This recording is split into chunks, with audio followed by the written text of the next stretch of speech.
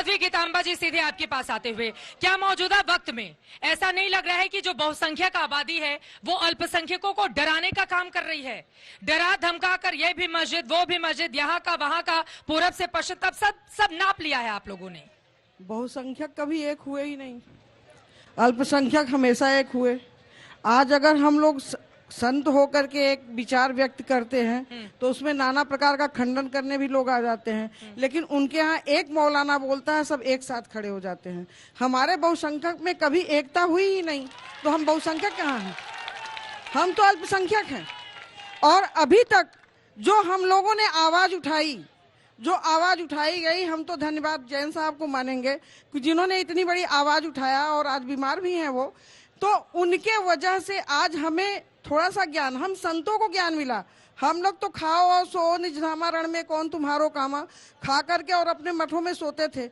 आज हम लोगों को जगाया अगर वकीलों ने, अदालतों ने, तो हमें चेतना आई। महंत जी लोगों को अदालतों ने जगाने बिल्कुल का काम किया है। इसलिए जगाया कि कभी हम लोग इतना दबा दिए गए कि कभी समाज में खड़े नहीं हुए। किसने दबाया आप लोगों को? 91 में हमारे कार्यकर्ता गए थे कार्य सेवा में, इतने साधु संत मार मार के बोरों में भर भर के नदियों में बहाए गए। हम लोग डर गए थे, बिल्कुल डर गए थे, क्योंकि हम लोग भजन करने पर विश्वास करते हैं, आतंक करने पर विश्वास नहीं करते। आतंक कौन करता है? कौन करता है आतंक? आतंक तो हो ही रहा है। देखिए, हमारे ही मंदिर में, हमारा ही घर, हमारे ही पिता, हमारी ही माता, और हमें ही दर्शन से दूर रखा जा रहा है। अब इससे बड़ा आतंक क्या होगा हमारे? राजनाथ तिवारी जी, अब मैं सीधे आपके पास आते हुए, जरा माइक दीजिए राजनाथ तिवारी जी को। मैं सीधे आपके पास आते हुए सर, ये बताइए, अभी मौजूदा वक्त जिस तरीके का है, मामला तो कोर्ट में है, आप लोग अधिकार भी मांग रहे हैं, लेकिन थोड़ा सा न्यायालय में मामला धीरे धीरे करके आगे बढ़ता है। जो दूसरा पक्ष है उसकी भावनाओं का भी ख्याल रखा जाएगा इस देश में,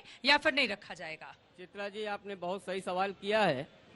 यहाँ पहले तो मैं स्पष्ट कर दूं कि हिंदुस्तान हो या विश्व में कहीं भी रहे, सनातन धर्म सबसे पुराना धर्म है। मुस्लिम धर्म उसके बाद आया है। ये कैसे हम लावर साबित करेंगे? आज तक सनातन धर्म के किसी भी पक्ष ने कभी भी किसी भी अल्पसंख्यक के ऊपर जाकर के कोई जोर जबरदस्ती नहीं किया कभी भी, और न ही कभी भी उनके पूजा स्थल पर या किसी भी उनके धार्मिक कार्यक्रम में कहीं भी कुछ उसने अड़ंगेबाजी की है। लेकिन यह तो चोरी या सीना जोरी वाली बात हो जा रही है। जो चीज साफ स्पष्ट दिखाई दे रही है। क्या दिख रहा है? साफ दिखाई दे रहा है कि हमारे बाबा यहाँ मौजूद हैं, उसके अवशेष हमें चिढ़ाने के लिए छोड़े गए हैं।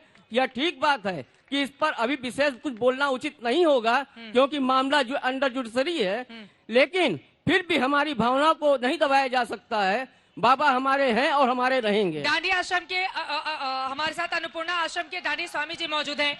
डांडी स्वामी जी, मैं आपसे जानना चाहूंगी, प्लेसेस ऑफ वर्शिप एक्ट जो 1991 नरसिम्हा राव की सरकार लेकर आई थी, अयोध्या से एक आवाज उठी है परमहंस दास जी की कि उसको खत्म करे मोदी सरकार। क्या आप लोगों की भी यही राय है?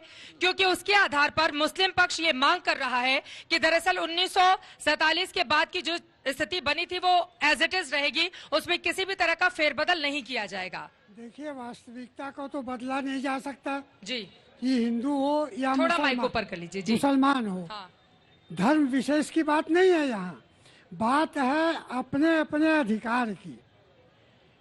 बाबा का विग्रह वहाँ मिला, आज भी अगर वहाँ खुदाई हो तो मंदिर के पूरे अवशेष, मंदिर की पूरी नींव वहाँ मिलेगी। आप खुदाई करने की मांग कर रहे हैं कि पूरा ही खोद डालिए मस्जिद? नहीं नहीं, मैं हाँ। खुदाई की बात नहीं कर रहा हूँ। मैं बात कर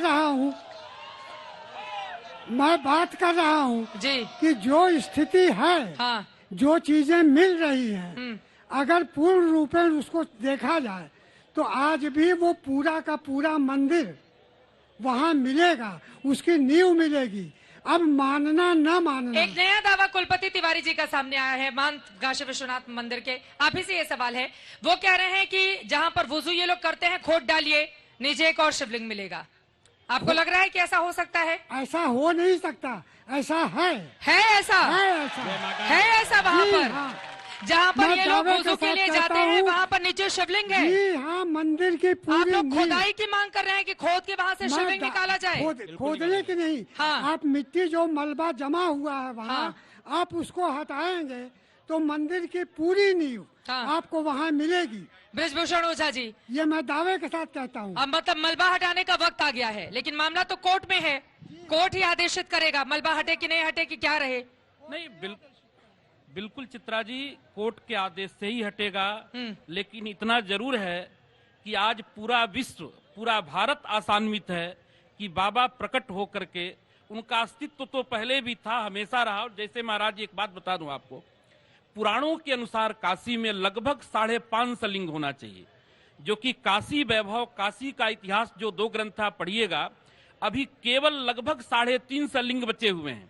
तो यदि वहां खुदाई करेंगी मस्जिद की, जो कि बाबा का मूल स्थान है, मैं कल भी पुराणों के माध्यम से बताया था, तो निश्चित वहां शिवलिंग मिलेगा और तीर्थ मिलेंगे और वापी मिलेंगे। महाराज कहाँ का खोदिएगा? पूरा का पूरा मस्जिद खोद डालने के बाद जहां मेरा हक है, काशी में तो वहां कहा जाता खोदने है की मांग हम लोग कड़कड़ करेंगे। में शिव हैं, तो कड़कड़ खोदिएगा तो शिव ही निकलेंगे। नहीं, तो आप लोगों की मस्जिद नजर नहीं, लेकिन उसी मंदिर मस्जिद पर बोलिए। टिकी हुई है। कौन मांग रहा है? मस्जिद आप लोगों की चित्रा जी, आंख का चित्रा जी, कांटा मंदिर बना हुआ बोलिए, है। नहीं, मस्जिद हम नहीं। केवल बाबा के मूल स्थान की बात कर रहे हैं। हाँ। जो हमारी आध्यात्मिक केंद्र है, आस्था का केंद्र है, जहां बाबा हैं, ये इतिहास भी साक्ष्य है, पुराण भी साक्ष्य है, शास्त्र भी साक्ष्य है। वो यदि हमें पाना है तो उसके लिए आवाज उठानी होगी।